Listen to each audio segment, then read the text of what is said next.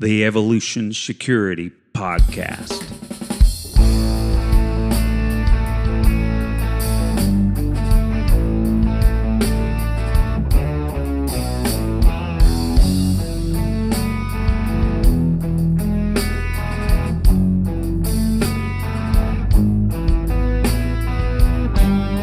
Welcome to the Evolution Security Podcast. This is Aaron Davis and Eric Davis, the Rockin' Tactical Twins. We are here. It's Friday night. We decided we would get together and put together a show while we hang out together and have some fun, kind of, unwinding after not a bad week or anything. I've had a great week, but man, Fridays, I'm usually pretty worn out. How about you, bro? Yeah. Friday, I'm ready to chill. Of course, both you and I always have some work to do on the accountability side, meaning, we got either jiu-jitsu or shooting or some fitness to work on during the weekend. But, frankly, man, I enjoy all of that so much that it's not really work to me. Of course, there's times, Aaron, I know you agree. Sometimes you don't feel like going to jiu-jitsu, but you go anyway. Mm-hmm. I would say these days, Aaron, 95, excuse me, you choked up a little bit. 95% of the time, I don't feel like that. Good. About going to jiu-jitsu. A few years ago, it might have been the state I was in at the time. It might have been, 30% of the time, I'm like, man, I'm tired. I don't feel like going, but I would typically go. But yeah, I don't feel like that much anymore. And man, when it especially comes to going to the range or when my kick ass home gym, which I got a little addition the last couple of weeks, I'll like to talk about here in a second. Man, I frankly love working out, man. Killer. Yeah, I've got some stuff to talk about jiu-jitsu and working out, etc. But just some quick admin stuff. Now, October 28th, I'll be teaching our Evolution Security Defensive Pistol 1 class here in the Tulsa area. Go ahead and go to the show notes where we have the Eventbrite link for that class and come and train with us. It's going to be a blast, a great concealed carry focused class. And we want to implore you as listeners to go out to iTunes and rate and review our show. And then, of course, share the show to your friends and tell them they can listen to it anywhere there are podcasts. You can get our show. So we really appreciate the help in getting the show out there. And Aaron, I'll also add, if you're on Rumble or YouTube, find us EvoSec and subscribe. Like a few videos too, because I know it's good content. I mean, we believe it is not because it's us, but because we have killer guests. That's what our show is about more than us. It's that we have the top industry leaders in self-protection. So of course we believe that content is good. So again, repeating, not us. We're pushing the folks that we learn from, our mentors. So yeah, if you like this show audio wise, do us a favor and go over to YouTube and subscribe, because boy, do we have some minuscule numbers over there compared to our numbers on audio. It's kind of crazy. I think some of it is, it's a really saturated world. Oh yeah. When it comes to video. And again, video is shorter content. We keep talking about we're gonna do shorter content. We will be. We got some stuff that's about to roll out, but it helps us grow on that venue as well. So please go out and subscribe to our YouTube and Rumble channels. We appreciate it. So Eric, I think that we're going to jump into some fun, basically a jam session about accountability. Have some fun updates, bro. I've had a good week, and hold on just a second. All right, audience, my son needs a piece of paper. Get in here. Sorry. What's up, Josh? Say hi to everybody. Say hi to the world, literally. Hello. Hello. There's like one piece of paper in it. Did you get it? Yeah. Come on, dude. Is there not any more in there? No. Sorry, dude. That's it. Talk to your inventory manager about that. I.e., Rebecca. All right. Back to the show. This is a live show. Yep. Sometimes your son needs a piece of paper, and then there's not enough paper. Okay, so what was I talking about? An update from this week. Now, first off, Eric, this is kind of fun. So for my musician stuff, right, there are gigs that I play where I am playing direct and I'm playing, in other words, I don't use an amp. I record with or play with a digital amplifier, and it's a large group. Actually, usually it's at church, and we have a digital system where I mix all my everything going on my iPhone, and I have a monitor system that goes to these custom in-ear monitors. So I just got these. My last pair was 8 years old, and they kind of started falling apart. And several weeks ago, actually about 7 weeks ago, I placed an order for these, and then had to go to an audiologist and have impressions of my ear done. And finally, they showed up here, custom made from Portland, Oregon, a company called 1964 Audio. Bro, so now you can get way more expensive and way more drivers, but these things just sound incredible. So Eric, there are 3 drivers with crossovers that take the lows to the low driver, mids to the mid, and then of course treble to the treble driver, and they're all specific drivers for those frequencies. And man, I was blown away when I put these in. It's like plugging a set of studio monitors into your brain. Aaron, do you mind if I ask the cost of those? Because man, bro, I'm these are right at $900. Okay. So definitely not super expensive, but they're what I really need for what I do. You can get way fancier, but as a musician on stage, these are freaking perfect, and they sound really good. So yeah, you can get them with like 12 drivers. Wow. I mean, to me, I just wonder. I would, I can't try them out because they're custom, right, to see what they sound like. But yeah, 3 drivers is enough for me. It covers all the frequencies, and I don't crank the crap out of them. So, but they're a new design that's really cool, and I was stoked to get them in. I thought, man, I'll use these on the show. Cool. Yeah. That's a cool update. Yeah. Yeah, I literally just opened the box before we came on here. Now, Eric, I'm going to go ahead and just jump into some accountability like we talked about earlier. Let's do it. Now, first off, I want to say that, Eric, I can't remember if I told you this or not, but I was so excited. The other day, I finally grabbed a 25-pound dumbbell and took it right up. I haven't been able to curl just 25 pounds in probably 2 years. Now, it's been at least a year and a half, which is when I found out that I couldn't lift that weight anymore.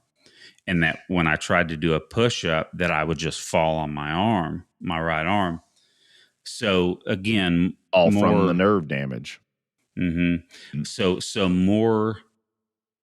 more proof that this surgery I had is flipping work, and I'm hardly ever having any of the numbness now. So I mean, just report on that it's going great. The recovery's going great.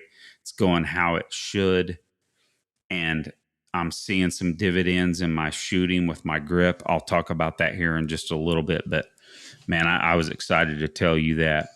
Oh man, that's a great report, man. We'll call that a praise report. Mm-hmm. Now, speaking of jits, I have been actually having a lot more fun at jits myself. Eric, it was interesting how, our last episode with Craig Douglas, how he kind of said, it wasn't his basically in a nutshell, it wasn't what defined him. It wasn't what truly lit him up, yet he's a black belt. Yep. but Yep. I'm kind of in the same situation where I've been in my path in jiu-jitsu, but the last few weeks, man, I've been having a blast. Just the school that I am at here in Tulsa, training ground, where Matt Reyna is the instructor, and I always have to mention my good friend Krista Hoke. She is often one of my partners, and they are just so great about helping me ease back into jiu-jitsu, protect my neck, and all that stuff. It's just, they are such a blessing. So I always love to give them a shout out. Just, they become great friends, and I have a blast working there. So shout out to Matt and Krista for certain. Yep. So, and this brings me to one thing, another shout out to one of our sponsors, Origin, who, man, make the best gis and jiu-jitsu gear that there is available. Let's just be frank there, bro. But just real quick. So I had not worn my Axiom in a long time. And actually, I had never worn it to this gym. And I wore it. I mean, within a few minutes, at least 3 people came up to me and go, man, I just got to feel that gi. That looks amazing. It sounds like I'm doing some goofy commercial, but that's 100%. What gi were you wearing most of the time beforehand? I usually wear my path gi because it's a little cooler. Mm-hmm. Yeah. But since it's getting a little bit cooler, I felt like I could break out the Axiom. And so here pretty soon, man, even for summer, I don't need it anytime soon, but I'm going to get one of their thinner gis that is basically just the pants material. Mm. There's a pretty cool OD green one I think I'm going to get. I need to get some rash guards too. Our school is starting to, not make you, but suggest that you wear rash guards for your rank. So I need to get a blue rash guard from Origin. But hey, go to visit originmaine.com to check out everything they have, from jiu-jitsu gis and then the Jocko supplements. Just amazing American made and American produced gear. Yeah, and actually, Aaron, we can point them to our show notes, and they can go to the affiliate link that is in the show notes, because if they click through that and they buy any products, it helps us. We get a little kickback from Origin, and it helps Origin know that their investment in us is worthwhile. So, yeah, thanks, buddy.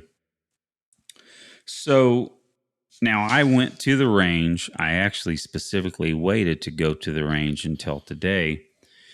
And I did want to give a quick follow-up. I don't remember if I talked about this on the show or not, but I've been having problems with both of my 19s.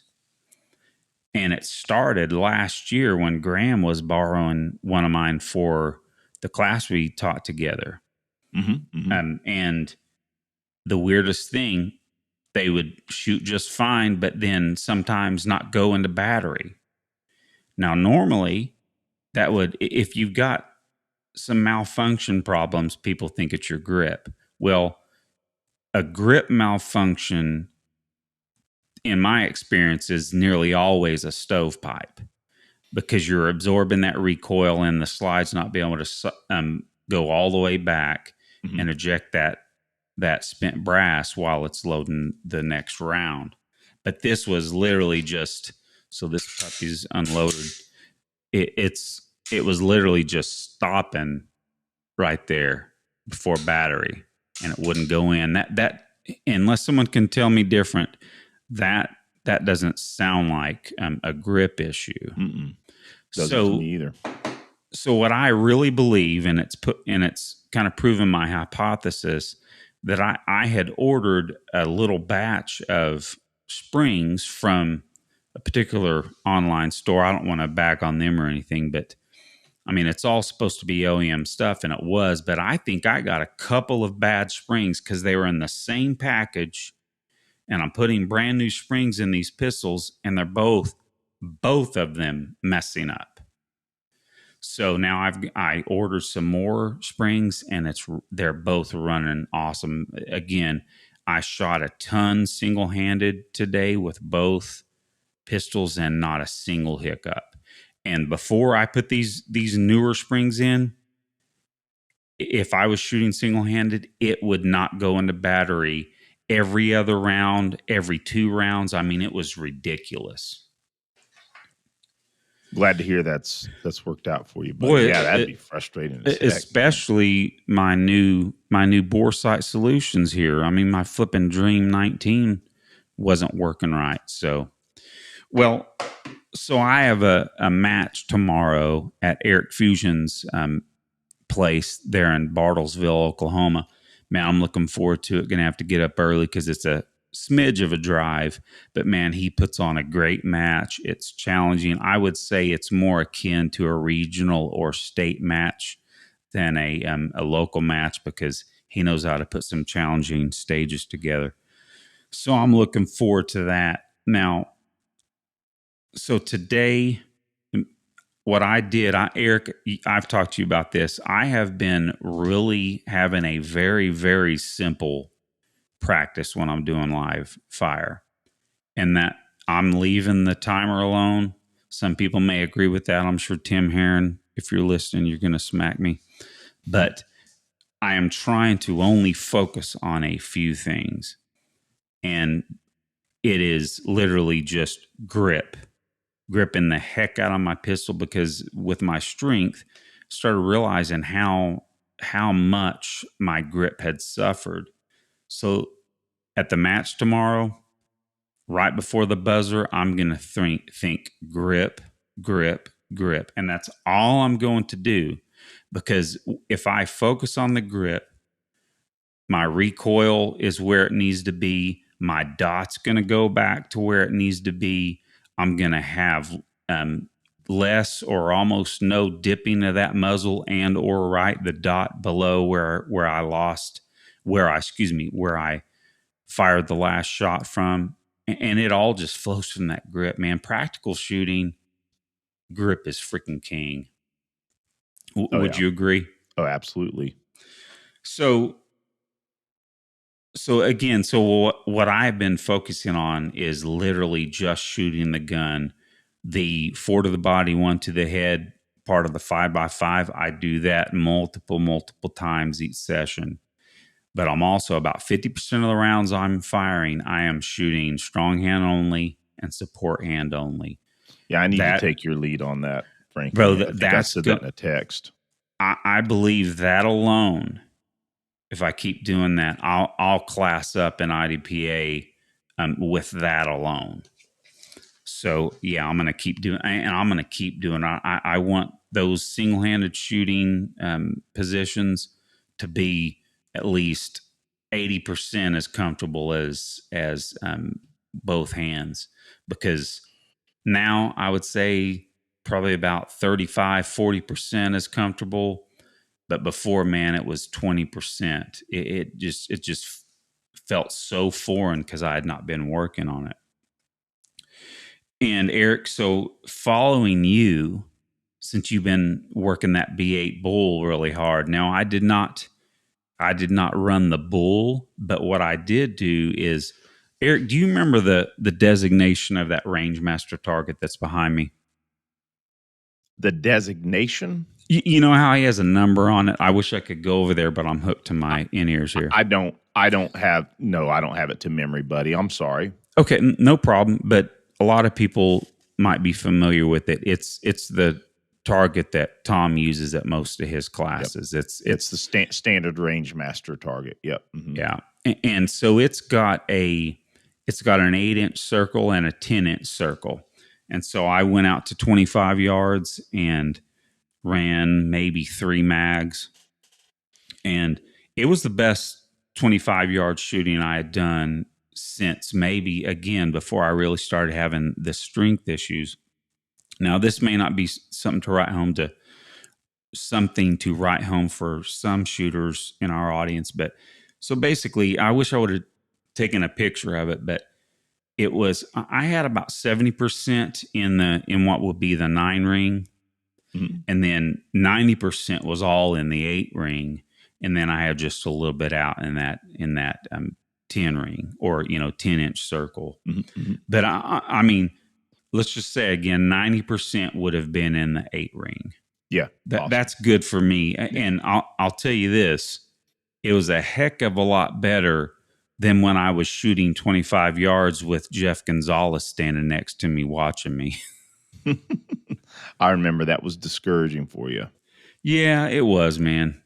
But maybe if we go to TACCon and he's there again, maybe I'll take that class again. But we'll see. It's fine. I enjoyed the class for sure. He still helped me out a bit. So, but I was stoked about that. Now, bro, I think that's it for me on accountability.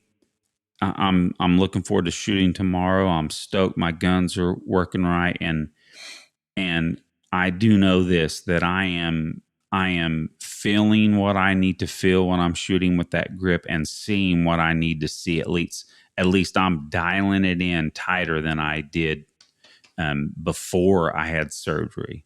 So that the surgery's helping, and my practice focus is helping me. So I'm planning to do pretty good tomorrow at the match.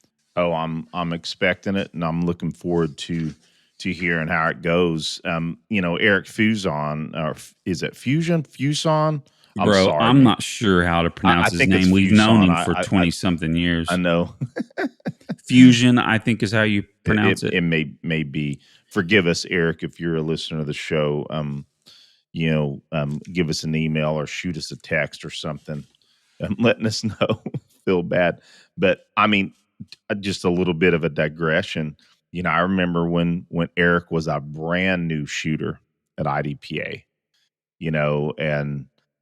And like all beginners, or more beginners. I mean, he wasn't a beginner shooter, but compared to the shooter that he is now, of course, he's put all that work in, and he's a national champion to my remembrance. Oh, certainly, and Yep. and he's on the Wilson Combat team with Mike Seeklander.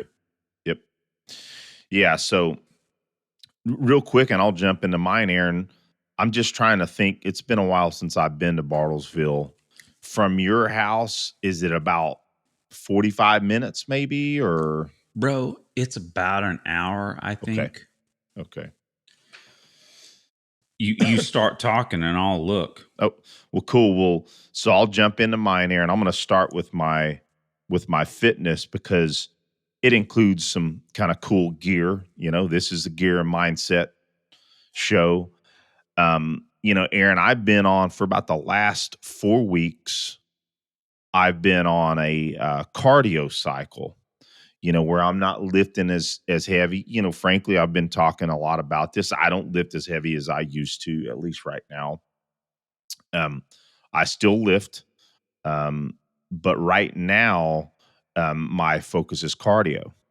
And so I like to use Joel Jamison's, his Road Work 2.0.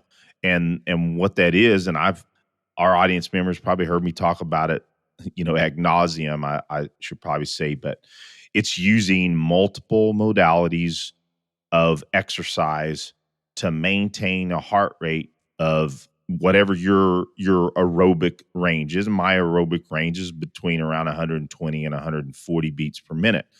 Not real hard output, but you want to do that for at least 45 minutes. And better yet is if you can do it an hour to an hour and 30 minutes. My sessions right now, I'm trying to hit 5 of these sessions a week. And I'm trying to do between an hour and 10 minutes, because I'll warm up a little bit and then I'll do some mobility. And so I kind of add a little more time rather than that kind of golden 1 hour of cardio. But I mean, I jump between my rower, my Concept 2 rower, my treadmill. I've got these 2-pound little eggs that I shadow box with, which is another fun, cardio modality. That is cool. Yeah, I'll jump on my kettlebells and I'll do, 25 swings with my 53, or, a little more, with my 70 sometimes. I'll do snatches with them. I'll do goblet squats, but I'm only doing that and still maintaining that 120 to 140. So I'm only doing that about after say 10 minutes of rowing. I'll go over and do a set of swings, and then I'll jump on my treadmill for 5 to 10 minutes. And then, Aaron, this is part of my update. One of my gifts, and folks probably saw it on social, and I may even mention this, but I'll mention it again. Bro, I got one of the cardio machines I've been wanting forever. And that's an assault bike type bike. But I will tell part of the update. So I got an assault bike, which, for a long time was used by the CrossFit games. Well, man, when I got that in, the fan shroud was cheap as heck. Some of the hardware was not attached properly, and I could not get the hardware attached back properly. I'm kind of glad. It's almost like God was telling me, hey, this isn't the bike you want. And so awesome customer service, called Rogue, and they said, box it up, send it back to us, and we'll refund you. I immediately spent $150 more than what I would have spent on what I spent on the assault bike. And I got the Echo Bike 3.0. Man, that bike is freaking rock solid. And the coolest part about this bike is you can use it for just regular aerobic exercise, or you can very easily get to your anaerobic threshold at very low impact.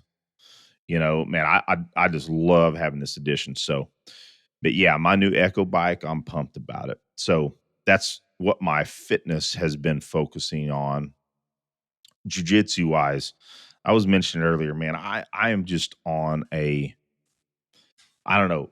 I'm just in love with jiu-jitsu right now. And like Craig was saying, and I do love jiu-jitsu. There are times when I go through periodization where I'm focusing on other things. That's why it took me 11 years, blue to purple, like we mentioned on Craig's show.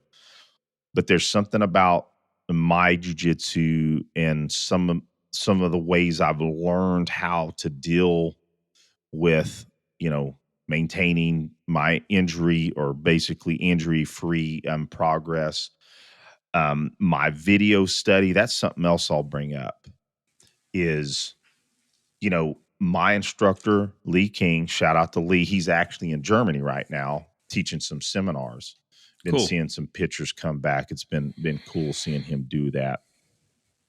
Well, I can't be with Lee all the time, which means that I still want to study outside of Lee and my other training partners there. So I do a lot of video, and I am digging the John Danaher Ageless Jiu-Jitsu, which I agree with Cecil. It's just fundamentals jiu-jitsu. It really is. But it's something that I can focus on myself outside of my gym. And so I've been doing a lot more single X and X guard, which is more recommended for older people than I really would have thought of until I started really focusing on it again. Now I get why. I did tweak my knee a little bit a couple of weeks ago. And so it's a little harder for me to do closed guard, which has been a lot of my focus recently. So it's hard for me to keep my guard closed without a little bit of irritation or pain in my knee. So I'm like, okay, I'm working open guard more again. I'm like, shoot, I'm going to work on my single X single X and X guard. And man, I've been digging it big time. Another thing about my jiu-jitsu, Aaron, I've been again following a lot of John Danaher's top game control stuff and the way that I'm setting up triangles, arm bars, Kimuras, and Americanas. That's kind of changed the way I do the top game. So again, I've had this progress in my jiu-jitsu that's just made it a lot of fun. So with that, moving on to shooting, you mentioned it, Aaron. Man, I've been spending a lot more time on B8s again. And, I'm just going to come out up front. Again, folks have heard this. I, at one point, shot master class in IDPA. I don't shoot that level right now. That's not been my focus. But I never, even shooting master class in IDPA, I never was that great with groups on command. You can focus on getting fairly accurate, really fast, but trying to dial in that discipline and that patience in shooting groups is something that I've had a challenge with. And so I had elected not too long ago that I wasn't even going to shoot groups fairly close. I was straight up going to go directly to 25. And man, it's paid pretty big dividends. Now, again, not anything that some of our audience members much better at that stuff than myself, but my average groups right now are around the 95 percentile, 95 points with a 10 round group at 25. And that's becoming the norm rather than the exception for me. So I've had a lot of progress there. There you go. Go ahead. Eric, can I just interject real fast? On the point of just shooting 25 yards. Now, I'll say this today. I was actually shooting at a fairly rapid pace for 25 yards. Mm-hmm. So with my performance, I'm kind of stoked about that. But to me, you can tell me if you think I'm wrong, but to me, that holding the grip and really focusing on those shots and having a good posture and a good platform and keeping it that long, man, I think you're getting a lot more than just trying to get some nice shots in a B8. Oh yeah. I just think there's so much. And again, saying back to, you're saying about not being even a masterclass shooter, not really doing groups on demand like you did. Again, I've only shot at 25 yards, worked on it for the last 3 years. Mm-hmm. I haven't ever been able to see well enough to shoot it. And then you go out there and, a Glock's all good and well and good until you hit the 25 yard range. And then you're kind of wishing you've got a 1911. But it's still fun to get some decent groups with a Glock trigger. Yeah, and Aaron, I really think that it's about the patience. And one of the things that Scott Jedlinski in his class, again, I liked day 2 where we went, of course, zero, and we were zeroing on a 1-inch pasty, right? Mm-hmm. But the second day when we dialed in the accuracy, we were doing 2-inch squares at 10 yards with the aim of getting every single round in that 2 inches. And I wasn't doing every round in the 10-inch square. I've gotten better at that. I should still do that again. I was doing that for a while. 2-inch square? Yeah, 2-inch square at 10 yards. But during that portion of the training, he had us shoot 1 or 2 groups, and then he had us tell him how many forgetting, like glitches you feel in your trigger. Mm-hmm. You know, how many walls, I should Mhm. say. How many walls do you have? You know, because folks will say, well, there's only one wall in a Glock trigger. And that's not true. Mm-mm. If you really focus on it, yes, there, you know, with the metallurgy, with the trigger bar, the safety, all of that, and the plunger, all that, you're gonna, if you're really in tune with it, you're gonna feel, you know, at least a couple of other quote unquote walls. Mm-hmm. And that's something, if when I'm really shooting precisely and I'm feeling that trigger and I'm, you know, trying to press it fairly fast. And when I say fast, once I start pressing, I Roll want to through keep, it. yeah, I want to keep pressing, you know. But I am starting to notice that even when I'm shooting that precisely, I will feel those little walls every now and then. And if I just keep saying to myself, press, you know, press through it. And that's been real helpful. Bro, on that note too, you've been running one of those Edge or a few of them. You've Yep. been running the Ghost Yep. Edge connector, Mhm. right? Yep. Mm-hmm. Because people have to know about that specific connector. It actually makes the Glock trigger almost like a double action rolling trigger. Wouldn't you agree? Well, more so than the regular trigger. Yeah, Yes. that's Yep. Yeah. I still notice that initial decent wall, and then, mhm. and at that point, it does roll a little more.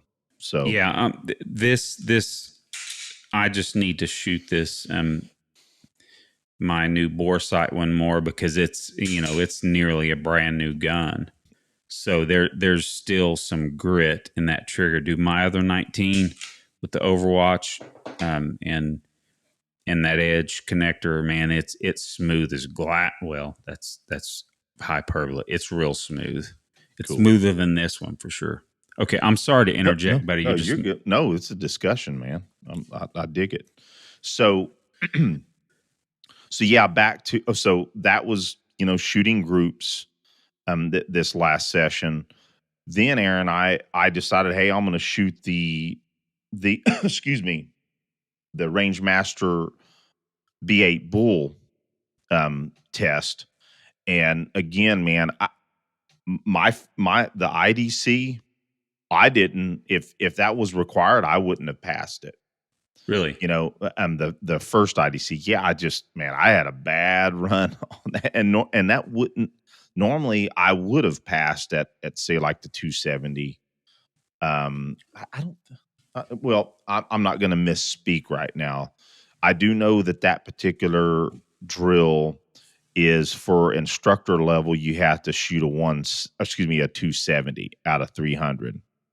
So on that, I shot a 282, which is a little bit of an improvement on it. I need to shoot that a lot more because, again, Aaron, patience. You know, having patience on that particular B8 Bull course, it's important. So there's a few of my drop shots that frankly, man, I just wasn't as patient as I really needed to be. So then I shot an 86, getting closer. I shot an 86 on the Kyle DeFore hat qual, the 10 rounds in 15 seconds at 25.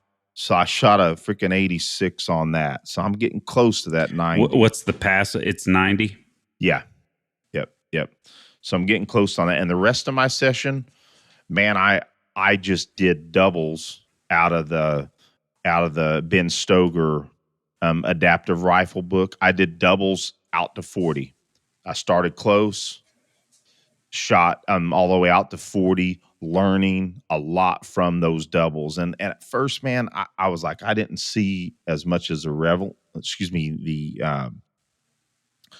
relevancy of it as much as I thought. But at the same time, man, listening to Chris, man, I definitely got the gist of it. So Aaron, I think that does it for my shooting. Real quick, talking about equipment. So Aaron, you sent me this EPS, right? Yeah. And the purpose behind this EPS is for my shotgun project, right? And incidentally enough, you saw me. I sent you a few pictures. This here is a LaRue mount. But Yeah. Aaron, this is intended. It originally was for my 300 blackout pistol that has been rendered freaking useless by the Biden administration.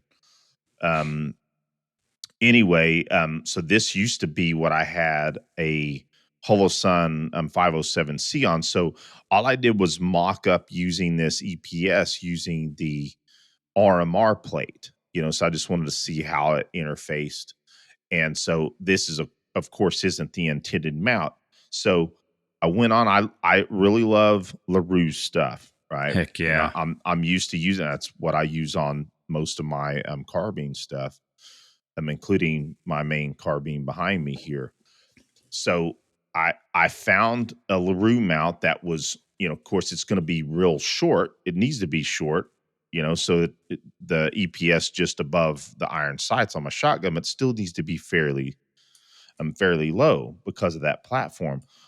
Well, I ordered one that was only supposed to be about, I don't know, around I don't know, 3/8 of an inch or so tall, to where this would then interface with the RMR plate. Well, this is what I got today. Can you see that? What the heck? Yeah, I'm like, it's almost the same freaking height as this. And I love LaRue. Any listeners out there that may work for LaRue, I understand mistakes happen. But it was the difference. What was it? 837 versus let me see here, buddy. So did they send you the wrong mount? They sent me the wrong mount. No big deal, man. But I got to send this back before, I guess I'm used to companies saying, "Hey, sir, sorry, we made a mistake. We'll send you the correct one out right now. Just pack that one up." But they won't send me my correct mount until Dude, when back. they sent you the wrong one? Yeah, I'm a little disappointed in them in that, to be honest. Now, is that going to bro, change? Go ahead. Did they at least send you some barbecue? They didn't send you any barbecue rub? No, I think is because I didn't spend enough on that. No, we're not going to beat up on LaRue. I love LaRue, man. But at the same time, I loved it when I disappointed. spent $700 on some barbecue rub and got a free aim point. Exactly. That's not going to change my I know. My customer, essentially my patronage to LaRue. That's not going to, but I am a little disappointed. I would have liked them to, hey, hook me up with the mount, and I'll, send you the other one back. But now I got to wait on the return. I just don't, you would think that quality control, they would have somebody double checking model numbers, but it got through somehow. No big deal. I'll wait on it. Bro, what do you think of that EPS? Oh, I love it. I do. Again, I played with it on my useless AR pistol because I don't have a brace anymore. Kind of anyway, another story on that. But yeah, I love it, man. I do. I think it's going to work really well with this shotgun. Well, bro, it is due to me. I don't think there's a better concealed carry optic than the EPS. The EPS and the EPS carry freaking game changers. But, dude, I still love my 507Ks and Cs, man. Those are still great optics. Well, bro, I think now we're going to move on to some other subjects that, forewarned folks. We're going to get into a little bit of politics, but, I think a lot of this is fitting. And what do you think we go over this Crime Prevention Research Center study? Let's go into that, bro. But first, I think something that sets that up is this thing in New Mexico. Now, we're not going to talk about this long because this has been on the news. There's plenty of information. You can go out there and find updates on what this New Mexico Governor Michelle Grisham has done, how she's been, the legal challenges she has now, etc. And of course, we know full well that there is a temporary restraining order against enforcing this, her dictatorship edict, right? But we still do, I think there's some things that you probably, the audience, that you may not know. And I just want to we're going to talk about this real quick because it's been done to death already. But Eric, here are just a couple things to know about her. In 2020, she was the co-chair of the Biden-Harris transition team. And then she was a candidate for the U.S. Secretary of Health and Human Services for the Biden administration. She eventually did not get that, but she was a candidate. And then now, same year, 2020, she was the vice chair of the Democratic Governors Association. And then 2021, she was the chair. So I didn't know that. Point being here is that she's not a fringe politician.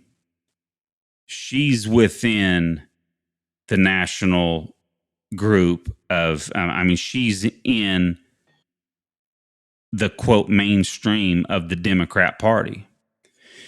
Now, so she's not on the fringe. She's a big player, right? And yet she felt really comfortable twisting law and emergency powers so she could justify a despotic execution of power. That's all it was. And once again, here we are, and this is what segues into your subject you're about to talk about, Eric. I heard her on the news today saying that she was doing everything she could to keep New Mexicans safe. Once again, we've got a politician or a group that is singling out concealed carry citizens as the problem, as a danger. And what you're about to talk about here in a little bit with the FBI issue of understating citizens in what's it called? Sorry, mass I'm losing my shootings, train of mass shooting okay. events. Pardon me, losing my train of thought. But again, focusing on us as the danger, and that's literally the opposite of the truth. Now, I hope she's impeached. I hope she is, man, because if there's anything that deserves impeachment, one of them is completely violating the rights of her constituents and United States citizens, whether they be in New Mexico or near North Carolina or Oklahoma, right? Anywhere Aaron, else. Obviously, it's a violation of the Second Amendment. Aaron, it is also a violation of the New Mexico Second Amendment as well. Their statute it's actually got I had intended to be prepared to read it off, but being as it is tonight, dealing with the roof up in New York. But anyway, that's another subject. I didn't have a chance to pull it up to make sure I could read it verbatim.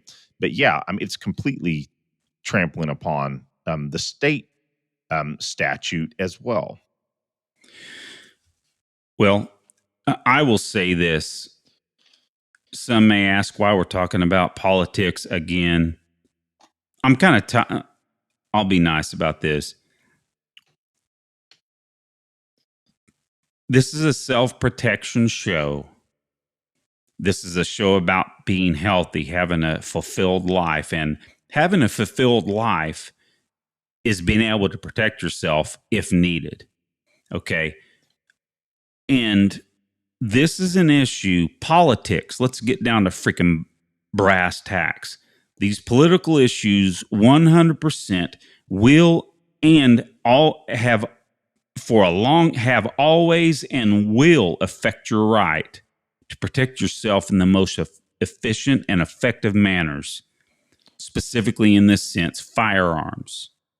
So when you tell people, law-abiding citizens, that they can't carry in a dangerous city, you're affecting their ability to protect themselves because they're going to abide by the law. They don't want to get ticketed or taken to jail, etc., prosecuted. So they're going to leave it at home. And this woman's going to think it's okay for the little peasant to die or be affected for the rest of their life by a life-altering injury. When she said she knows that criminals aren't going to abide by this edict, and as she's saying it, she's got plenty of people around her with firearms. Okay, I know that's trite, so I'm just going to leave that alone. And now I'm going to get, again, even further down to brass tacks here, guys. You may very well have pro-freedom Democrats at your local level, and you may have anti-freedom Republicans at your local level, and even at the House of Representatives. There's, 435 representatives? I believe so, buddy. I may have that wrong, but hey, there's a few hundred. So, but here is the issue, and there is a preponderance of evidence of this. All you have to do is look around you and look at the news. If you vote for a Republican, they're likely not going to try to infringe on your Second Amendment rights and other rights. But Democrats, they're, on the other hand, very likely that they will infringe on your Second Amendment rights and your freedoms. We have all kinds of examples of that. Point is, I don't give a crap about Republicans or Democrats. We have a two-party system, and then there is a continuum on both sides of very conservative to left, fairly conservative to left on both sides. I know that. There's a continuum. But what I'm talking about on the national level, there, again, the preponderance of evidence, who you vote for is going to affect your Second Amendment rights now and in the future. We don't know what the freaking future holds, but if there's, back full circle, if a prominent player in the Democrat Party thinks she can literally just with a pen cancel out people's rights, inseparable from their very being. That's what God-given and unalienable means. It's not given to us by the government. It's protected by the Second Amendment to keep us protected from the government. So she's just gonna, with a pen, because what it comes out, she's saying, I don't know if this is now their spin or if this was always what they thought, but basically now she's saying she was trying to make a stance and start the dialogue or whatever by making this kind of a illegal act. Again, I'm talking about this longer than I wanted to, bro. So well, I'm Aaron, going to just want drop to say you're correct. There's 435 House of Representatives. Of course, we have 100 senators, so there's 535 legislators, total by the Constitution. Anyway, Aaron, so just a couple of points on that, and I'll move on to our CPRC study. Is that she's wrong when even liberal CNN anchors press her on the very issue. And she's a lawyer by trade, by the way, which, again, it's amazing how many lawyers are leftist Democrats. But anyway, and there's all kinds of awesome lawyers out there. I don't want to sound like I'm beating up on lawyers, but it just is interesting to me how many lawyers are in government. Anyway, so this CNN reporter, I don't recall her name. It doesn't necessarily matter. You're probably talking about the story the section that I saw today or clip that I saw today. Well, frankly, she was really pressing the governor. I'm not even mentioning her name. I don't care. Where Grisham, where he really pressed her, and in some way you could tell she was very frustrated.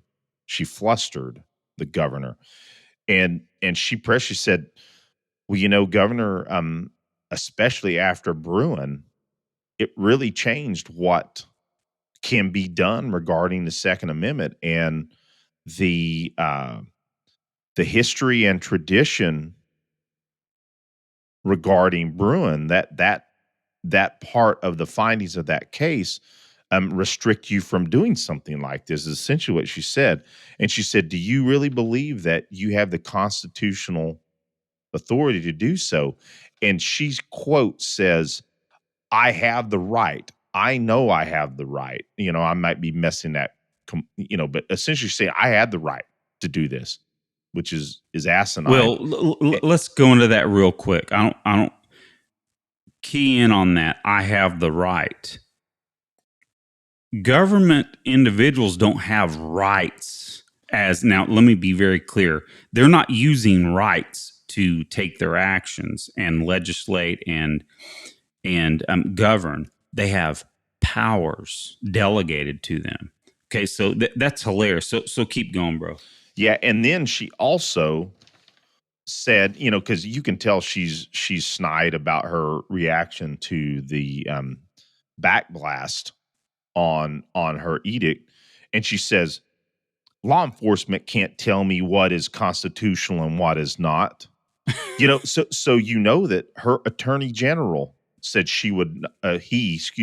would not defend her, because the attorney general said it was unconstitutional, that is. But yeah, she's, of course, she's a leftist Second Amendment hater, and she's learning from the current administration, the Biden administration, and the ATF in writing laws from the executive branch, which we know is unconstitutional.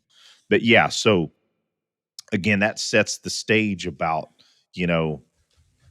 us retorting the danger of civilians having firearms to protect themselves and protect others within a public setting. Yeah, putting a fine point on, we're going into an issue that highlights that, like you said, puts, refutes what they often, and we've talked about this on about 3 shows lately, about them literally calling us out as the problem, not a problem, the problem. Okay, absolutely. And lastly, yes, I heard her say today that she's making New Mexicans safe with this, making them safer with this order. Completely false. It's an utter lie. But anyway, Aaron, so we had actually covered the crimeresearch.org piece about the FBI getting these numbers incorrect, but it's now updated, right? So again, this is from the Crime Prevention Research Center, and the title is "Massive Errors in FBI's Active Shooting Reports from 2014 to 2022 Regarding Cases Where Civilians Stopped Attacks." Instead of 4.6%, the correct number is at least 35.7%. In 2022, it is at least 41%, excluding gun-free zones. It averaged over close to 64%, right? And man, that is saying a lot, excluding gun-free zones. So this was published August 31st of this year, 2023.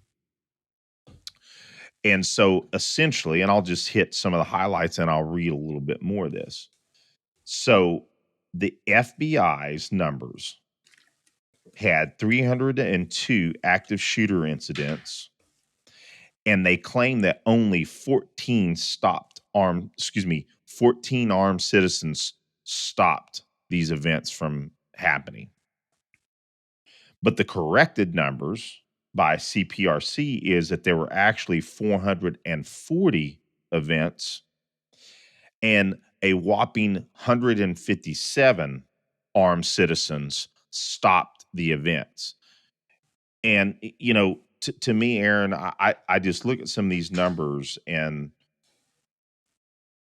we're not gonna excuse me, straight out say, hey, it's nefarious that they're reporting these numbers incorrectly. I would just have to guess that at least in many cases they are purposely ignoring some of these numbers. And I'll bring out, and we'll get into further details, because there's some really interesting points in this research. Is that these numbers, Aaron, they shape policy. Yeah. They shape what the American people will support. And it makes a big difference, because a majority of the time, and we cite FBI numbers on many cases. And part of the reason we cite their numbers is at least most people can get behind FBI numbers, right? So that's or one at of the least reasons. trust them, right? Yeah. Even though we know that their numbers, again, shout out to John Hearn, how he brings out much better numbers on a lot of their statistics. But anyway, Aaron, so I'm going to read a little bit from this. So in the introduction, the shooting that killed 3 people and injured another at a Greenwood, Indiana mall on July 17th, 2022 drew broad national attention because of how it ended. When 22-year-old Elijah Dickin, carrying a licensed handgun, fatally shot the attacker. While Dickin was praised for his courage and skill, squeezing off his first shot 15 seconds after the attack began from a distance of 40 yards, much of the immediate news coverage, drew from FBI-approved statistics to assert that armed citizens almost never stop such attackers. Quote, rare in U.S. for an active shooter to be stopped by bystanders, the Associated Press. Quote, rampage in Indiana, a rare instance of armed civilians ending mass shootings, Washington Post. And after Indiana mall shooting, one hero, but no lasting solution to gun violence, New York Times. So, and we spoke about this again before, is that it was near immediate that the media wanted to come out and say, well, in this instance, it might have helped, but in most cases, it doesn't happen this, when citizens are around to be able to stop it. It's rare. And not only that, it's also more of a danger to the citizenry, which is, again, we'll talk about that here in a second. Evidence compiled by the Crime Prevention Research Center shows that the sources the media relied on undercounted the number of instances in which armed citizens have thwarted such attacks by an order of more than 10, saving untold numbers of lives. Of course, law-abiding citizens stopping these attacks are not rare. What is rare is national coverage of those incidents, and that's key. The national media doesn't want to cover them, and they don't cover them. Although those many news stories about the Greenwood shooting also suggest that the defensive use of guns might endanger others, there is no evidence that these acts have harmed innocent victims. So we already talked about the fact that the FBI claimed that only 14 stopped 302 active shooter incidents. So I'm, going to kind of breeze over it. And again, this is during the period of 2014 to 2022. Yet, an analysis by the CPRC identified a total of 440 active shooting incidents during that period and found that an armed citizen stopped 157. A previous report looked at only instances when armed civilians stopped what likely would have been a mass public shooting. There were another 27 cases that we didn't include where armed civilians stopped armed attacks, but the suspect didn't fire his gun, which I would argue myself that that's one of the, and of course, in the in these statistics, obviously that's probably proper. But again, I think that drives home more the point of the efficacy of Yeah. civilians carrying firearms, because 27 cases out of all these 440, you could have added that 27, and those 27, those individuals still stopped the incident.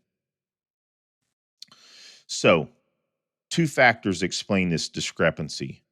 One, misclassified shootings, and two, overlooked incidents. Regarding the former, the CPRC determined that the FBI reports had misclassified 5 shootings.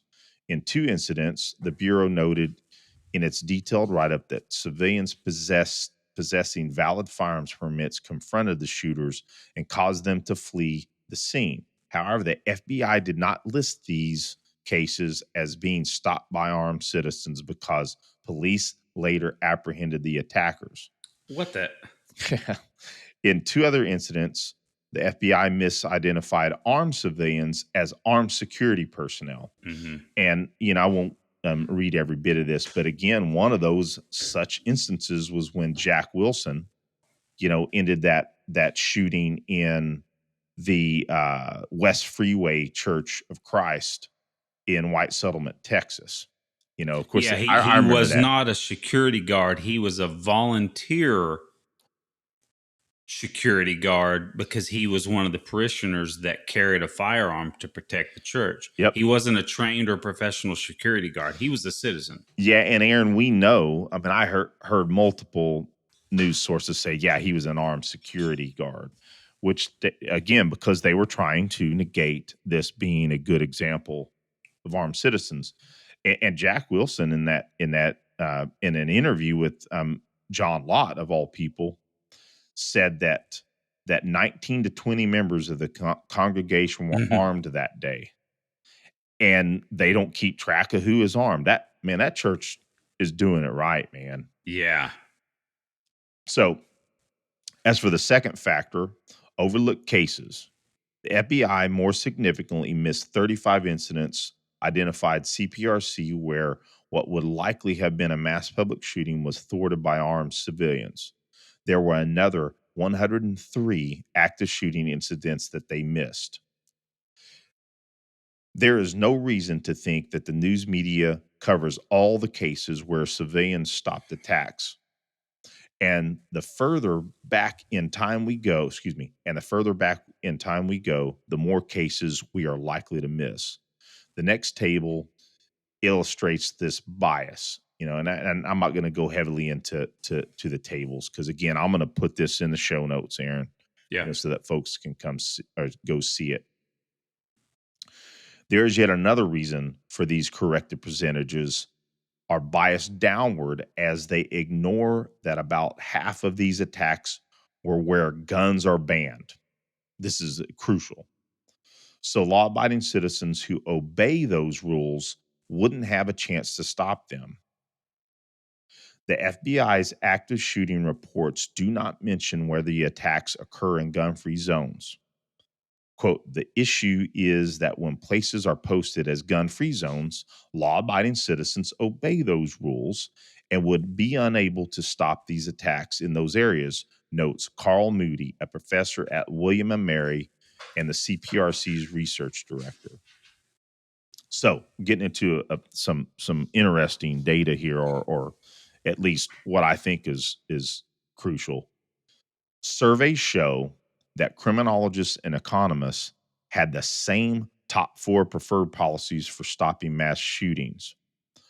On a 1 to 10 scale, where 1 was the least effective policy and 10 the most, American criminologists rated the following policies most highly. Allowing K through 12 teachers to carry concealed handguns. 6. Allow military personnel to carry on military bases. Boy, that's a novel freaking suggestion. Jeez. 5.6 freaking amazes me. Anyway. Encourage the elimination of gun-free zones. 5.3. And relax federal regulations that pressure companies to create gun-free zones. 5. The top 4 policies for economists were the same, but in different order.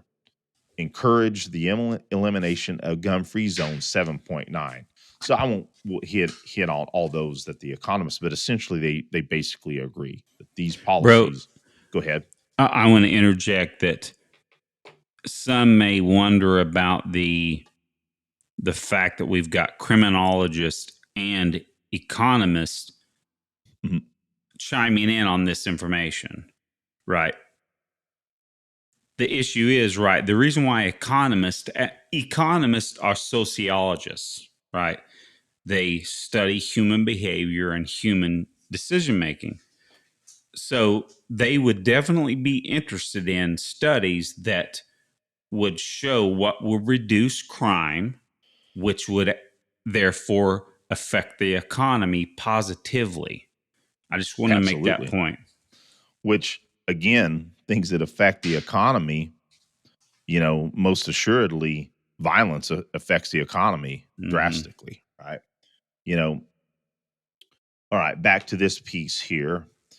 So between 2014 and 2022, citizens stopped 104 out of 204 potential or actual mass shootings where we could identify that guns were allowed in the area.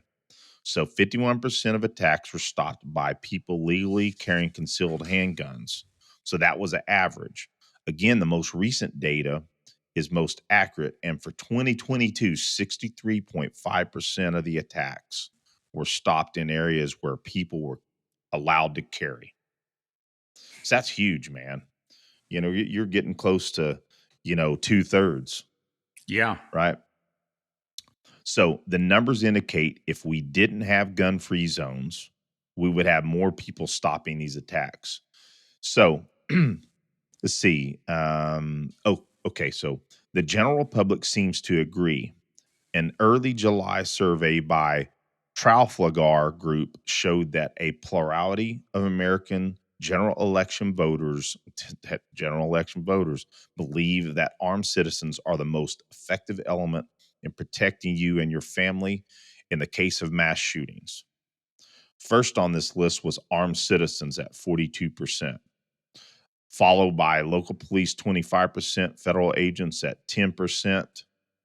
None of the above was the answer chosen by 23%. So to try to cap this all off, because we're sitting close to the time we were planning on capping this off, do concealed handgun permit holders who stop these attacks pose a danger to others? Again, kind of dialing back to what you were talking about. Yes, sir. With Governor Grisham trying to claim that concealed carry holders are a danger.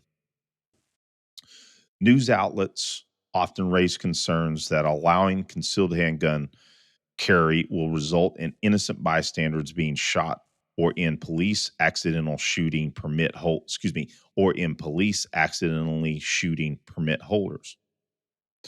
White's AP dispatch on the Greenwald shooting quoted Adam Langford, identified as a criminal justice expert at the University of Alabama, who stated, while it's certainly a good thing in this mall shooting that someone was able to stop it before it went any further, let's not think we can substitute that outcome in all past and future incidents. If everyone's carrying a firearm, the risk that something bad happens just gets much larger. Completely false. Professor Moody, who studies mass public shooting, notes that such warnings are misleading. Quote, the media and gun control advocates always seem concerned with the worst possible outcomes when firearms are involved. We know that armed citizens do, in fact, stop active shooters. And while there's a possibility of a bystander getting hurt, the data put together by CPRC show that an armed citizen has yet to accidentally shoot an innocent bystander. We also know that the police have accidentally shot the hero citizen just once. That was in Colorado, June 21st, 2021. That's not something that would normally happen because the police usually arrive long after the incident is resolved. Yeah.